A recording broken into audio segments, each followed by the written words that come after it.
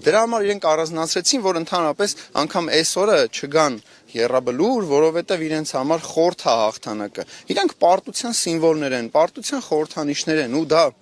պատմությունը գրելու է փաստերով ու վերջի վերջո այս իշխանությունները երբ որ էլ չլինեն իշխանություն ու բնականաբար իրենք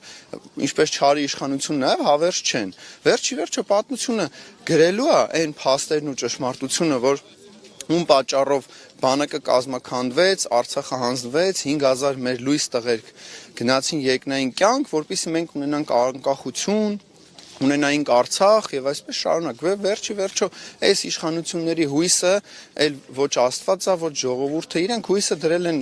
Ալիևի ու Էրդողանի վրա, որպեսզի վերընտրվեն, խաբեն, կեղեքեն հայ ժողովրդին ու փորձեն ավելի հարստանալ, բայց վերջի վերջո